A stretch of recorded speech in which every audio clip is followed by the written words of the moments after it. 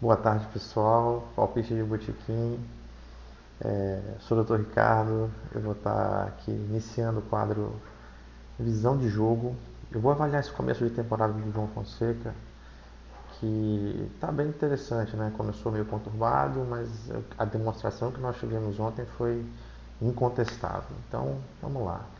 Terminou muito bem a temporada de 25, foi campeão de uma ATP 500, terminou em alta, mas um pouquinho antes ali por causa de algum desconforto.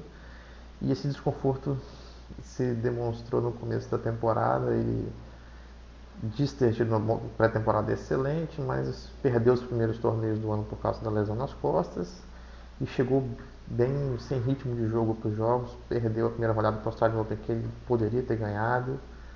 Perdeu a primeira rodada do ATP de Buenos Aires, que ele tinha ganhado no ano anterior. Ganhou um jogo ali no Rio Open, mas aqui nós estamos falando de um início de temporada de 4 jogos e 3 derrotas. Uma vitória só contra o Thiago Monteiro, que veio do quali do Rio Open. Então ele chega para esse torneio de Indian Wells, sem a gente pelo menos sem saber como ele estava, né? Ele teve uma situação que, na minha opinião, pode ter mudado esse início de temporada dele, que foi o torneio de dupla. Ele venceu o torneio de dupla do Rio Open jogando com o Marcelo Melo. Isso pode ter elevado um pouco a confiança dele, né? O Guga falava muito disso falou disso no livro dele, né? Que ele usava muito a dupla para poder ganhar confiança. Ele fez muito isso durante a carreira e acho que fez muito bem para o João Fonseca ter jogado a dupla e, obviamente, ganhando fica melhor ainda, né? Fato é, ele jogou. Esse foi o quarto jogo no torneio de Indian Wells. Chegou na segunda semana e ele veio. Ele realmente fincou o pé na temporada. Jogou muito bem os 3 primeiros jogos. Um jogo difícil contra o Khachanov, mas que ele conseguiu reverter match point, com o Khachanov sacando no tie-break. E o jogo de ontem foi simplesmente, na minha visão, o melhor jogo da carreira do João Fonseca, apesar da derrota. Tá? Os analistas de tênis davam ali 95% de chance de vitória do Sinner. Acho que a grande maioria pensava dessa forma, mas é aquilo, o João Fonseca ele é o puncher, ele é aquele cara que vai para cima, né? Então, numa analogia ao Rock Balboa aqui, quem bate sempre tem uma chance de ganhar. Então, ele foi para a tática certa, na minha opinião. Ele foi para bater, foi para afundar a quadra e teve sucesso por boa parte do jogo. Ninguém acreditava que ele poderia ganhar dando 6-2, 6-2 no Sinner. É praticamente impossível isso, pelo nível que o Sinner joga atualmente. Não há essa perspectiva. Mas ele realmente jogou de igual para igual. Falando aqui de algumas estatísticas que a própria ATP colocou ao fim do jogo, ele, o Sinner ganhou apenas 2 pontos a mais do que ele na soma do jogo todo.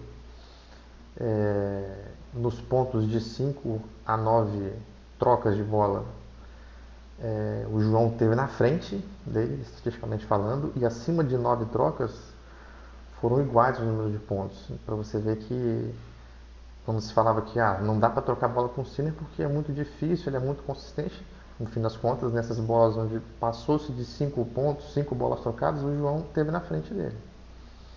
Então, assim, as notícias desse jogo para nós que estamos torcendo para o João são espetaculares. Espetaculares. Ele teve possibilidade de ganhar o jogo, foram 2 tie-breaks. O primeiro ele teve 3 set points, não aproveitou.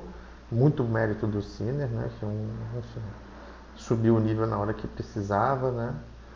E para aquele momento faltou realmente experiência para o João. No segundo set ele teve a quebra no momento onde ele começou até bem o game, mas fez uma escolha errada logo no primeiro ponto. E aí ele acabou se enrolando para o resto do ponto, não conseguiu recuperar.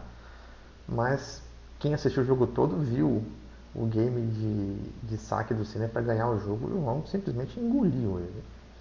Então ele tem condições de bater nesses caras. É impressionante realmente o que ele fez ontem.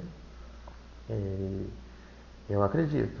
Quem viu o jogo e entendeu o que aconteceu ali vai acreditar que ele sim tem condições no futuro, trabalhando parte do jogo dele que precisam ser trabalhadas, ele vai ter condições de jogar e vai tirar torneio da mão dos dois principais atuais aí, que são o Sinner e Alcaraz. Contra o Alcaraz ele nunca jogou um jogo oficial ainda. Acho que é um matchup um pouco mais complicado com o Alcaraz pela variação. É um cara muitíssimo completo e tem uma variação impressionante. Então, realmente um jogo que parece ser mais complicado. Mas no Sinner ele encontrou um caminho de jogar. Foi bem legal. Estou bem contente com o resultado do jogo. E cravo aqui, assisti quase todos os jogos dele no ano passado. Esse foi, com toda certeza, o melhor jogo que eu vi dele.